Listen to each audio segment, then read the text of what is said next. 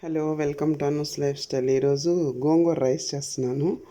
Cooker పెట్టాను, దాంట్లో 4-5 స్పూన్లు ఆయిల్ వేసాను. కొంచెం పచ్చిశనగపప్పు వేస్తున్నాను.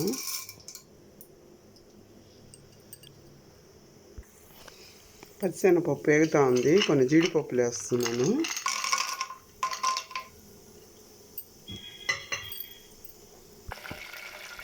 జీడిపప్పులు వేగిపోయాయి. 2-3 పచ్చిమిరకాయలు తుంచి వేసేసాను.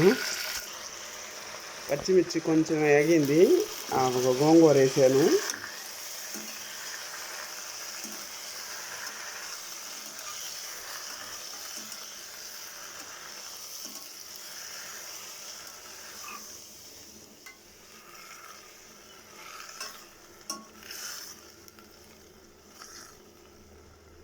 రెండు నిమిషాలు వాడనిచ్చి రైస్ వేయాలి.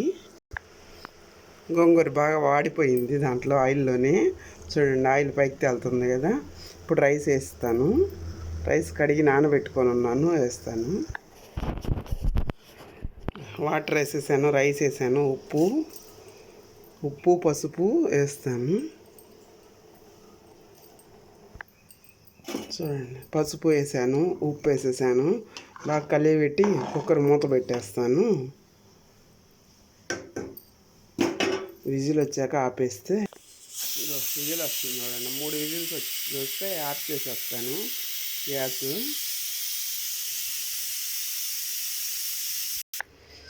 చూడండి, సూపర్గా వచ్చింది గోంగూర రైస్. నచ్చితే లైక్ చేయండి, షేర్ చేయండి, సబ్స్క్రైబ్ చేసుకోండి. ఓకే, బాయ్ అండి. కొంచెం కారం కావాలంటే వేసుకోవచ్చు, పచ్చిమిర్చియే కాకుండా. మేము పచ్చిమిర్చి ఘాటుగా ఉన్నాయని 4-5 వేసాను. అదే సరిపోతుంది. అది ఓపెన్ చేస్తేనే ఘాటుగా వస్తుంది స్మెల్. ఓకే, బాయ్ అండి.